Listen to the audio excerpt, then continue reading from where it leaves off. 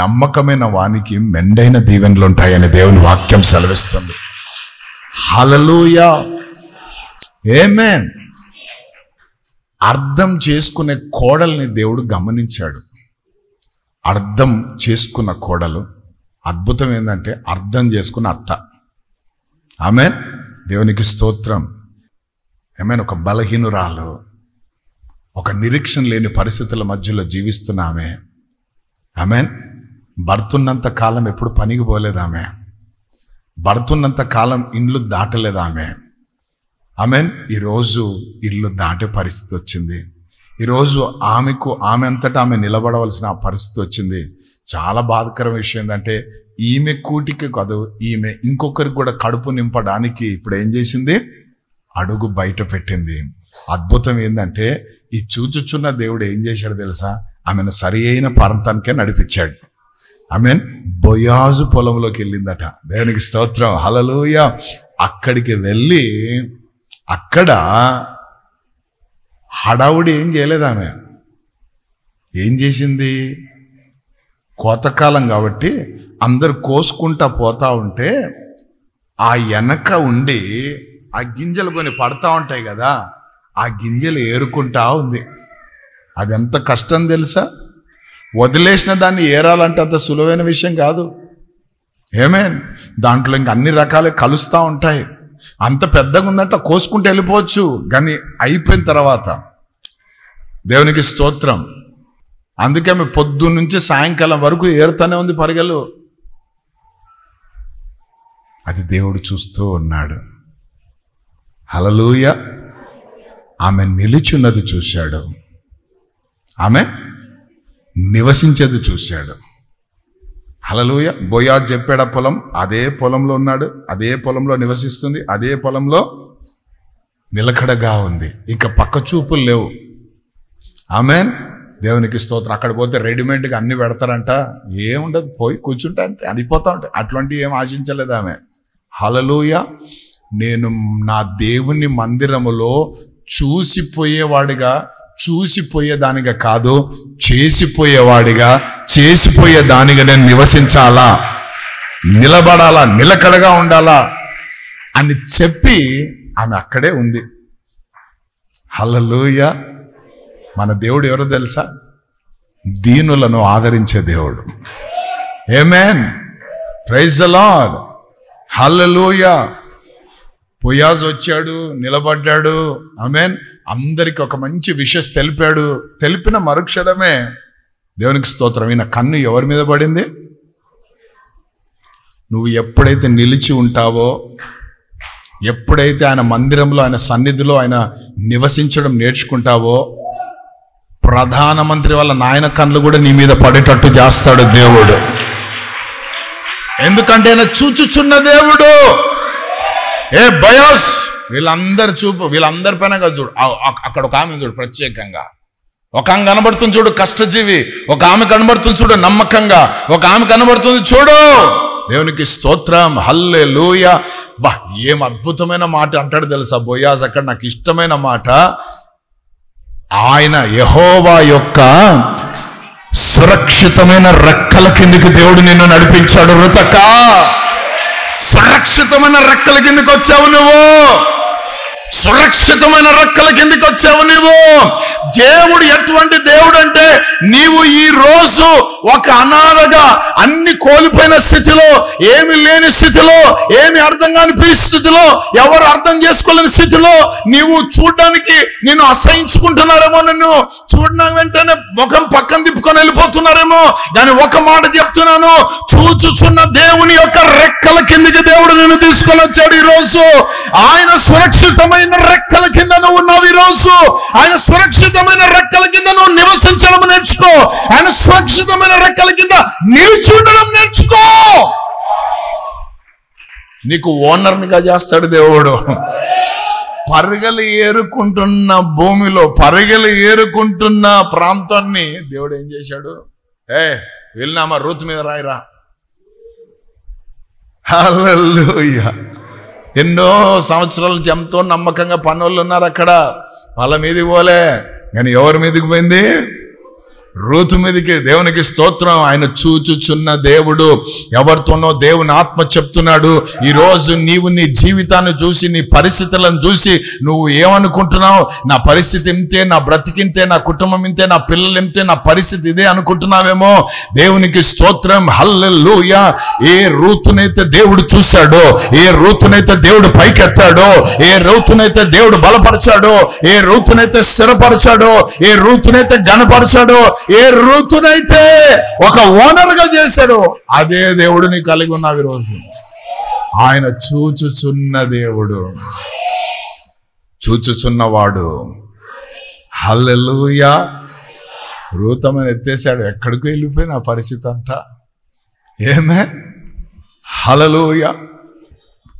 దావీదు వాళ్ళ నాయన, ఆమెన్, వాళ్ళ నాయన దావీదు ఆ వంశం నుంచి, ఆమెన్, హల్లెలూయా, మెస్సయ్య బయటకు వచ్చాడు. ఆమెన్.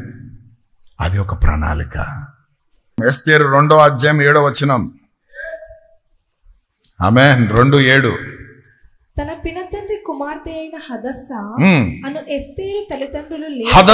అను ఎస్తేరు తల్లిదండ్రులు లేనిదై ఉండగా అతడు ఆమెను పెంచుకొనెను. ఆమె అందమైన రూపమును సుందర ముఖమును గలదై ఉండెను. ఆమె తల్లిదండ్రులు మరణము పొందిన తరువాత మొర్దెకై ఆమెను తన కుమార్తెగా స్వీకరించెను. Praise God. హల్లెలూయా. తల్లిదండ్రులు లేని అనాథ అని చెప్పండి. కొంతమంది నాకు ఎవ్వరు లేరు. మరి నీ కళ్ళల్లో నుంచి వచ్చే నీళ్లు చూసేవాడు ఒక ఆయన ఉన్నాడు. ఆయన నీ సృష్టికర్త అయిన దేవుడు. హల్లెలూయా. మోషే బలి అడిగాడు, నేను ఐగుప్తుకి వెళ్తాను కానీ నీ పేరేం పేరు అని అక్కడ వాళ్ళు అడిగితే నేను ఏం చెప్పాలా అన్నాడు. అంటూ నీ పేరేం పేరు దేవా అన్నాడు. అప్పుడు ప్రభు ఏమన్నారు?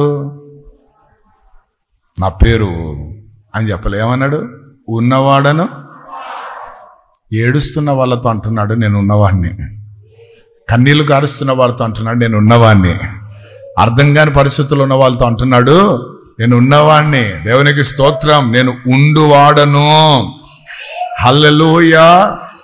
ఎస్తేర్ కదా, హదస్సా ఎవరు? ఒక అనాథ. ఎవరు లేరా మీకు? దేవునికి స్తోత్రం.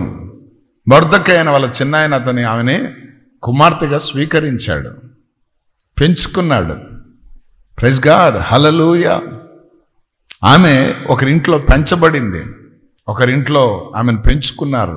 మరి ఎన్ని మాటలు అనింటది లోకం కదా. అనాథలను చూస్తే రకరకాలైన మాటలు మాట్లాడతారు. నీకు ఎవరు రా దిక్కు, ఎవరున్నారా నీకు, ఎవరున్నారా కదా, రకరకాలు. దేవునికి స్తోత్రం. హల్లెలూయా. Praise the Lord. ఒకరోజు పిల్లలందరూ వచ్చారు, తల్లిదండ్రులు అందరూ వచ్చారు. ప్రార్థన చేయించుకొని ఎవరి తల్లిదండ్రులతో వాళ్ళు పిల్లలు అంత సంతోషంగా పట్టుకొని పరిగెడతా ఉన్నారు. అందరు వెళ్ళిపోతున్నారు.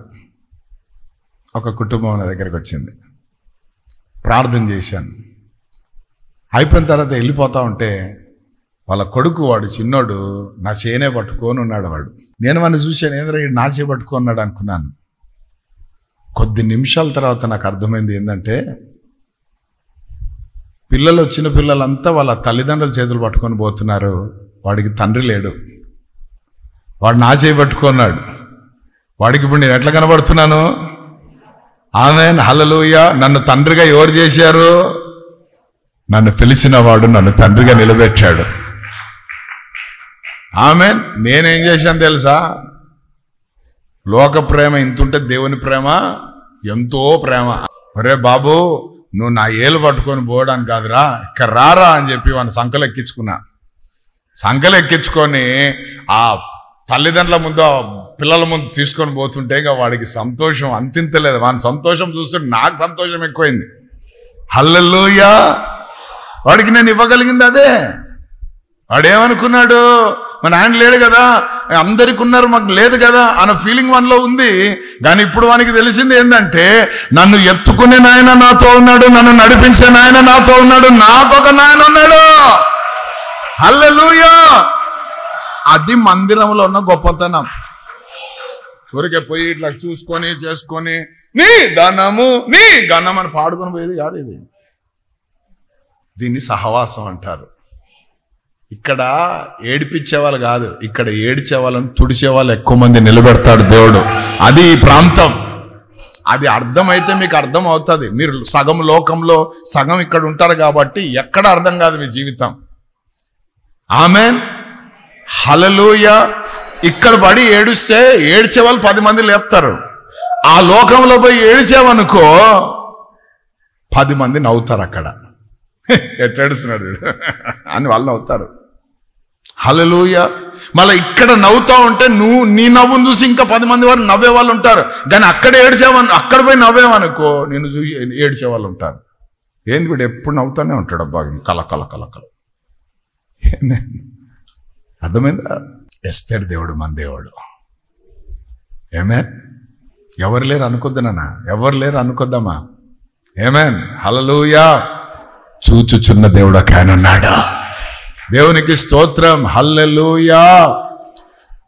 ఎవ్వరు లేరు అని లోకం ఆమెను అనుకుంది. కానీ అద్భుతం ఏంటో తెలుసా?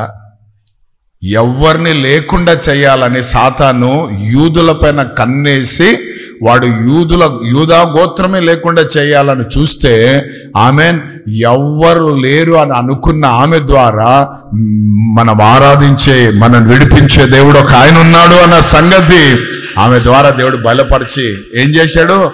ఆమెను రాణిని చేశాడు. ఆమెను ఏం చేశాడు? 128 సంస్థానంలోకి ఎవరామే? అమ్మో ఎస్తేర్ అనగానే భయం అందరికీ. ఆమె వంశం గురించి ఎవడైనా మాట్లాడాలన్నా కూడా అంత ఈజీ కాదు. భయం భయం భయం భయం.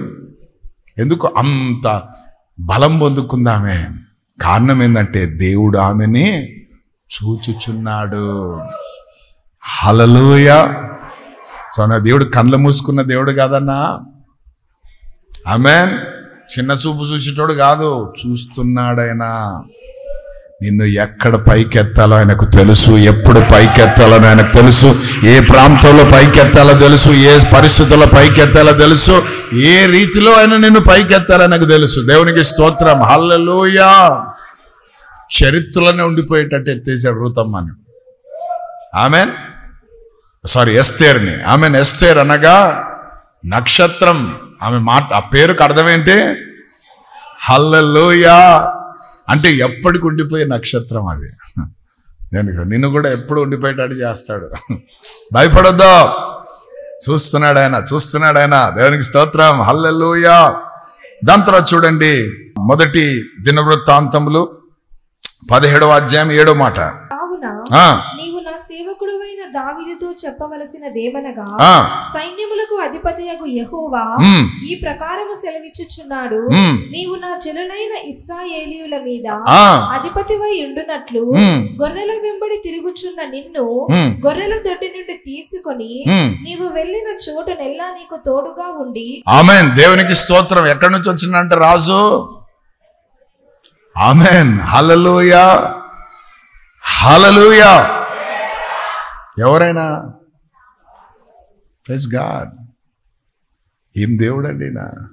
ఇజ్రాయిలను ఏలడానికి, ఇజ్రాయిలను పరిపాలించడానికి, ఇజ్రాయిలను బలపరచడానికి ఎవరిని ఎన్నుకున్నాడు దేవుడు? గొర్రెల దొడ్డిలో ఉన్నవాడిని. అందుకే దావీదు ఒక దగ్గర అంటాడు, పెంట కుప్పల మీద ఉన్న నన్ను అంటాడు. ఏ కుప్పలో ఉన్నాడంట? పెంట కుప్ప మీద ఉన్నాడు. దేవుడు ఏం చేశాడు? ఎత్తి సింహాసనం మీద కూర్చోబెట్టాడు. హల్లెలూయా.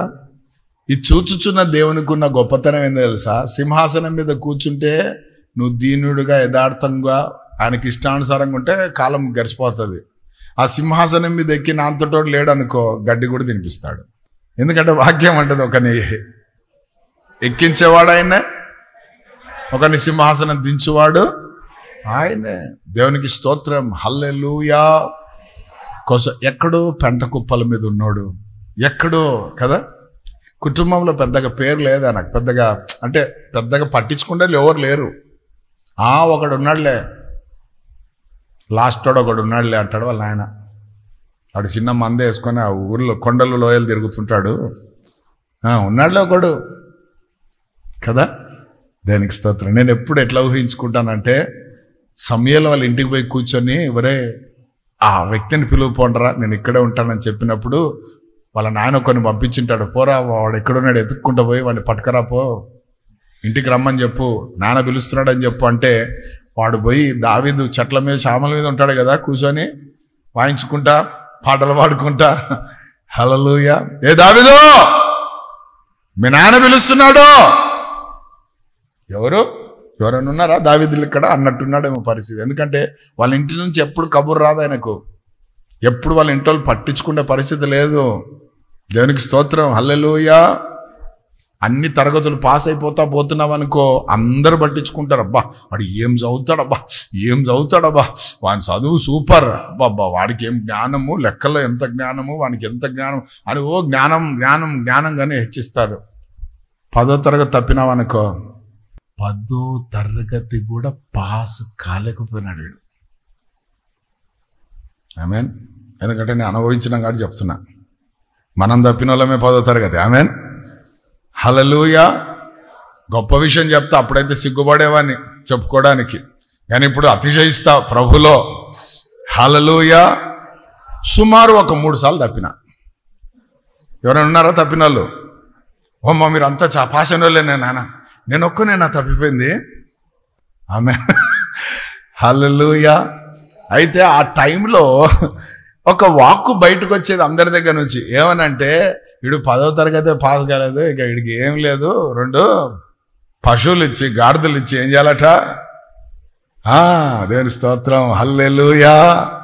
నిన్న నేడు నిరంతరం ఒకే రీతిగా ఉన్న దేవుడు దావీదును ఏ చూపుతో చూశాడో, భరత్ కుమార్ని కూడా దేవుడు అదే చూపుతో చూశాడు. ఆమేన్, హల్లెలూయా. చూచుచున్న దేవుడు ఏం చేశాడు? ఆమేన్. Sri Venkateswara University, SV University, Tirupati. ఆమేన్. అక్కడికి నన్ను వాక్యం చెప్పడానికి పిలిచారు. అద్భుతం ఏంటంటే, ఎవరి మధ్యలో తీసుకుపోయి దేవుడు నన్ను నిలబెట్టాడంటే, అందరూ ప్రొఫెసర్లే, అందరూ లెక్చరర్లే. ఆమేన్. ఒక్కొక్కరు వాళ్ళ దగ్గర డాక్టరేట్లు చదివి థీసిస్ రాసి డాక్టరేట్ డిగ్రీలు పొందుకోవాలన్నమాట. అటువంటి గనులందరూ కూడా అన్ని జ్ఞానములు కలిగిన వారు, వాళ్ళు డబ్బు కలిగిన వాళ్ళు, పేరు కలిగిన వాళ్ళు, జ్ఞానం కలిగిన వాళ్ళు, ఒక పొజిషన్ కలిగిన వాళ్ళు. ఆ ప్రాంతానికి నన్ను వాక్యం చెప్పడానికి నన్ను పిలిచారు, ఈ 10వ తరగతి తప్పినోడిని. హల్లెలూయా. విషయం ఏంటంటే, కారిచ్చి పంపించిన రైల్వే స్టేషన్ నుంచి కారులో కూర్చొని పోయినా. విషయం ఏంటంటే, ఆ కారు నడిపిస్తున్న వాడు ప్రొఫెసర్ కొడుకు, ఆ అబ్బాయి లెక్చరర్. ఆ కారు ఆ మీటింగ్ గ్రౌండ్ లోకి పోయి ఆపిన మరుక్షణనే ఒక ఆయన పెద్ద మనిషి పరిగెట్టుకుంటూ వచ్చి కారు డోర్ తెరిచాడు. తెరిస్తే ఎవరు తెలుసా? ఆయన యూనివర్సిటీకే డీన్ అంట, వైస్ ఛాన్సలర్ తర్వాత ఆయన్నే. తెరిచి నిలబడ్డాడిట. నాకు అర్థం కాలే, 2 నిమిషాలు కాలు చేతులు వణికినాయి నాకు. ఎందుకు? ఆయన దగ్గర ఎంతో మంది థీసిస్ చేసి డాక్టరేట్లు సంపాదించుకుంటున్నారు ఆయన దగ్గర లెక్చరర్లు, ప్రొఫెసర్లు అందరు చేతులు కట్టుకున్నారు, మనమే బైబిల్ పట్టుకున్నాం. ఆమేన్, హల్లెలూయా. ఇది ఎంత ఘనతనిస్తుందంటే అంత ఘనతనిస్తుంది ఇది యేసు నామములో. అందుకే వాక్యం చెప్పాలంటే నాకు ఇష్టం. హల్లెలూయా, ప్రైజ్ గాడ్. ఆ హాల్లోకి ఎంటర్ కాగానే అందరు కూర్చున్నారు. వీళ్ళ మధ్యలో విద్య లేని పామరుని నాయన నేను. వాళ్ళ చదువులు, వాళ్ళ డిగ్రీలు, వాళ్ళ వయసు మనకి దేనికి సరిపోం. నాకు తెలుసు ఆ విషయం. నేనెవరో నాకు తెలుసు. ఆమెన్, హల్లెలూయా, ఆమేన్. ఆయనను గణపరచడానికి రాజుల ఎదుట దేవుడు నిలబెడతాడట. దేవునికి స్తోత్రం, హల్లెలూయా. ఈ ఫెయిల్యూర్ క్యాండిడేట్, ఫెయిల్యూర్ అయిన వాడిని నేను. ఫెయిల్ అంటే నాకు తెలుసు, ఆ బాధ ఎట్లుంటుందో నాకు తెలుసు, ఆ ఎంత భయంకరంగా ఉంటుందో నాకు తెలుసు, ఆ టార్చర్ ఎట్లుంటుందో నాకు తెలుసు. అటువంటి పరిస్థితుల మధ్యలో చూచుచున్న దేవుడు ఏం చేశాడు తెలుసా? ఆమేన్. జ్ఞానవంతుల ముందు నిలబడ్డానికి ఎవరిని ఎన్నుకుంటాడట? ఎర్రివారిని. దేవునికి ఎర్రోడీడు, హల్లెలూయా. బలహీనుడు వీడు. ఆమేన్, దేవునికి స్తోత్రం. వాక్యం చెప్తుంటే సకల ఘనత, మహిమ, ప్రభావాలు నన్ను పిలిచిన నా యేసేకు మాత్రమే చెల్లును గాక. దేన్ని బట్టి అతిశయించగలం? ఏమే దేవుడిచ్చిన జ్ఞానం బట్టే. వాక్యము 45 నిమిషాలు చెప్పానండి. ప్రతి ఒక్కరి కళ్ళల్లో కన్నీళ్లు కనబడుతున్నాయి. Everyone was weeping with the word of God. ఆ వాక్యం విడుదల కాగానే ప్రతి ఒక్కరు, ఎందుకంటే హృదయాలతో దేవుడు మాట్లాడుతున్నాడు. ఎందుకంటే మన దేవుడు ఎవరో తెలుసా? హృదయాలను ఏలే గొప్ప దేవుడు. నీ హృదయాన్ని లక్ష్య పెట్టే దేవుడు ఆయన. విరిగిన మనసులను లక్ష్య పెట్టే దేవుడు ఆయన. అంత అయిపోయింది. ఒక్కొక్కరు వచ్చారు ప్రార్థన చేయించుకోవడానికి. వాళ్ళు చెప్పిన సాక్ష్యం ఏంటంటే, సామాన్యంగా అందరికీ ఏదో ఒక పేరు పెడతారయ్యా, కానీ నువ్వు చెప్తుంటే ఒక్కరు లయ్యలేదు, ఒక్కరు గొనగలేదు, ఒక్కరు సనగలేదు, ఒక్కరు అట్లా గమ్ములాగా అతకపోయినారు. ఇంకా నువ్వు కొంచెం సేపు చెప్తే వినాలని ఆశపడ్డారు. ఎందుకంటే వీళ్ళు ఎక్కువ చదువుకున్న వాళ్ళకి టైం ఉండదు. ఆమె ఏదేదో ఉంటాయి వాళ్ళకు. అటువంటిది అట్లనే నిలబడిపోయారంటే నేను అన్నాను, ఇదంతా పరిశుద్ధాత్ముడు చేసిన కార్యము. హల్లెలూయా. దేవుడు పెంట మీద ఉన్నావేమో ఈరోజు నువ్వు. నేను చూస్తే నీ రక్త సంబంధాలకి కోపం వస్తుందేమో, నీ ఇంటోళ్ళకి నువ్వంటే, నీ బయట ఉన్నోళ్ళు ఎక్కడ పోయినా ఒకలాగా ఉందేమో నీ పరిస్థితి. భయపడొద్దు. చూచుచున్న దేవుడు, దావీదును పెంట కుప్పల మీద నుంచి ఎత్తిన దేవుడు, గొర్రెల మందలోంచి ఎత్తిన దేవుడు నిన్ను కూడా ఎత్తబోతున్నాడు ఈ సంవత్సరం. ఎత్తబోతున్నాడు నేను ఈ సంవత్సరం. ఆమేన్.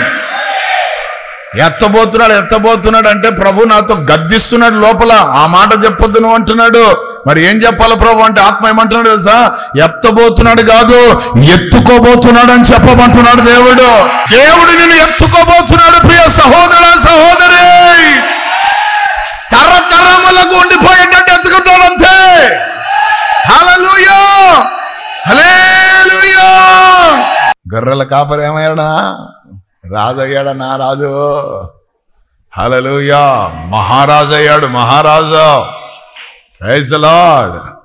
పెంట కుప్పల మీద పైకి వచ్చినాడు కాబట్టి, కింద నుండి పైకి వచ్చినాడు కాబట్టి అందరు శత్రువులే ఆయనకు. పైనుంచి వస్తే ఎవడు శత్రువు ఉండడు. కింది నుంచి వచ్చిన వాళ్ళకి. ఈరోజు మీకు శత్రువులు ఉన్నారా? శత్రువు అంటే నిన్ను చూసి ఏడ్చేవాడే. ముక్కు ఇట్లుండదు, ఇట్లా అవుతుంది చూడు, అదే. పనులు కొరుకుతాడు చూడు, అదే. థో అంటాడు చూడు, అదే. వాళ్ళే శత్రువులు. మా నాన్న అని పైకి అని వెనుక వాడే. హల్లెలూయా, హల్లెలూయా.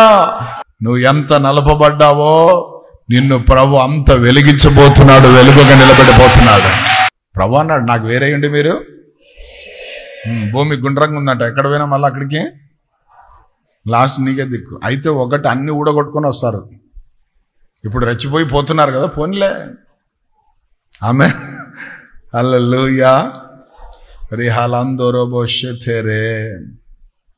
ఆమేన్. ఎందుకంటే పెంట కుప్పల నుంచి ఎత్తబడ్డాం కాబట్టి ఆ ఫెయిల్ అంటే నాకు తెలుసు, ఆ కన్నీళ్ళు అంటే నాకు తెలుసు, ఆ బాధ అంటే నాకు తెలుసు. నేను అందుకే ఎప్పుడు చెప్తుంటాను, ఏప్రిల్లో పోయిందా పర్లేదు, సెప్టెంబర్ నీకోసం ఉంది. ఆమేన్. హల్లెలూయా. ఇదేదో పాస్టర్ బోధ బాగున్నట్టుంది, మేము ఫెయిల్ అవుతామంటే అట్లా ఫెయిల్ అయితే పోతావు. కొన్నిసార్లు నీకు జ్ఞానం లేక, సరైన బలం లేక ఏదో జరిగింటుంది, నేను కృంగిపోవద్దు. Praise God. హల్లెలూయా. ఆమేన్. ఇంజనీర్ నువ్వు అన్నాడు ఒక ఆయన. అవును అన్నాను. అన్నాడు. ఎందుకంటే నాకు తెలుసు మన కథ ఏందో. ఆమేన్. హల్లెలూయా. అంటే ప్రియ సహోదరుడా, ప్రియ సహోదరి, దేవుడు అద్భుతం. ఆమేన్. Praise the Lord. ఇంజనీర్లను చూసుకుంటాడు, డాక్టర్లను చూసుకుంటాడు. ఈ 10వ తరగతి ఫెయిల్ అయినోడికి సాఫ్ట్వేర్ దొరికింది. ఇది ఎంత విచిత్రం. Praise the Lord. హల్లెలూయా. అంతే. పెంట కుప్పల మీద ఉన్న మనను చూచుచున్న దేవుడు. హల్లెలూయా.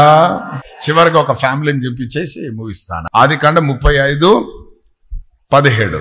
ఆమె ప్రసవం వలన ప్రయాసపడుచున్నప్పుడు మంత్రసాని ఆమెతో, భయపడకుము, ఇదియో నీకు కుమారుడగునని చెప్పెను. ఆమె మృతి నొందెను. ప్రాణము పోవచ్చుండగా ఆమె అతని పేరు బెనోని అనెను. అతని తండ్రి అతనికి బెన్యామీను అను పేరు పెట్టెను. Praise God. ఎవరామె? యాకోబు యొక్క భార్య. దేవునికి స్తోత్రం. వాళ్ళ అక్క పేరు, ఆమె పేరు రాహేలు. ఆమెన్, దేవునికి స్తోత్రం. సో ఈ రాహేల్లో నుంచే యోసేపు వచ్చాడు. యోసేపు రాహేలు కుమారుడు. ఇక నెక్స్ట్ లాస్ట్ ఇంకా చనిపోయే ముందు ఒక బిడ్డను కనిందట. ఆమెన్, హల్లెలూయా. చనిపోతా ఎవరిని కనింది? బెన్యామీన్ని కనింది. యాకోబు ఇంట్లో లాస్టోడు, కనిష్ఠుడు.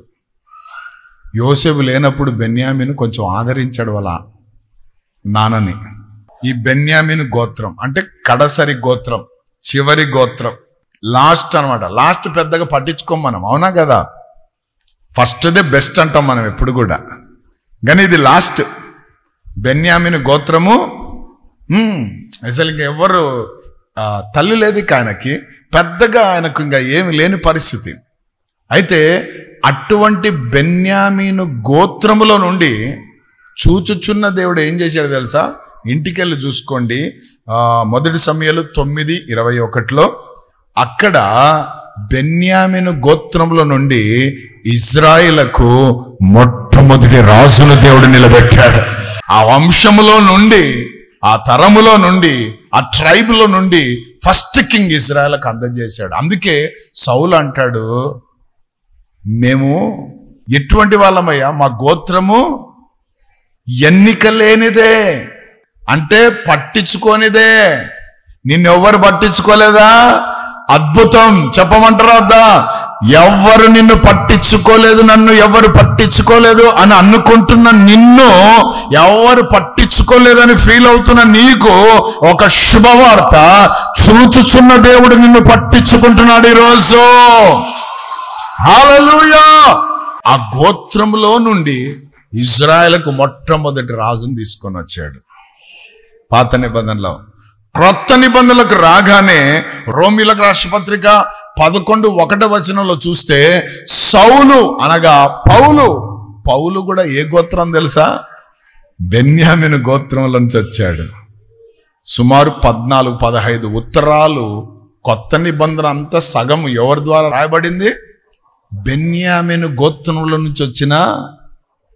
అంటే సువార్త విషయంలో కూడా దేవుడి గోత్రాన్ని ఏం చేశాడు? వాడుకున్నాడు, ఘనపరచాడు. లాస్ట్ ఇంకా లీస్ట్ అనుకోద్దు, లాస్ట్నే దేవుడు ఘనపరుస్తాడు. ఏమైనా ఘనపరుస్తాడు. నీ ఇంట్లో చివరి వాడినా నిన్ను ఘనపరుస్తాడు దేవుడు. నీలో ఎన్నిక లేని వానివా నిన్ను ఘనపరుస్తాడు దేవుడు. నీలో పెద్ద ఏమి లేదా నిన్ను ఘనపరుస్తాడు దేవుడు. ఎందుకంటే ఆయన చూచుచున్న దేవుడు, ఆయన చూస్తున్నాడు. ఆమేన్. పరిశుద్ధుడా, ప్రేమ కలిగిన మా గొప్ప తండ్రి, మీరు మాట్లాడిన ప్రతి మాటను బట్టి మీకు వందనాలయ్యా. మా ఇంట్లో సువాసనను కలగజేయాలి, మా యొక్క సంఘములో సువాసనను కలగజేయాలి, మా ప్రాంతాల్లో మేము పనిచేసే దగ్గర, వ్యాపారాలు చేసే దగ్గర, ఎక్కడ పోయినా ఈ సాక్ష్యం సువాసనగా పరిమళించాలి ప్రభా.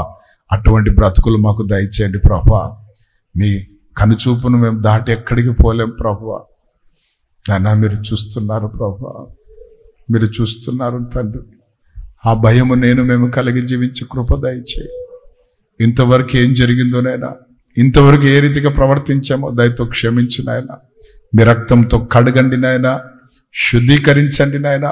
క్రీస్తుకు కలిగిన మనసుతో, క్రీస్తు స్వారూప్యములో మేము మార్చబడి ముందుకు సాగే కృప మా అందరికీ దయచేయమని మీకే సకల ఘనత, మహిమ, ప్రభావాలు చెల్లిస్తూ విత్తబడిన మాటలు మా అందరి హృదయాల్లో నీరు కట్టి ఫలింపజేయమని యేసుక్రీస్తు నామములో ప్రార్థిస్తూ వేడుకుంటున్నామా పరలోకపు తండ్రి.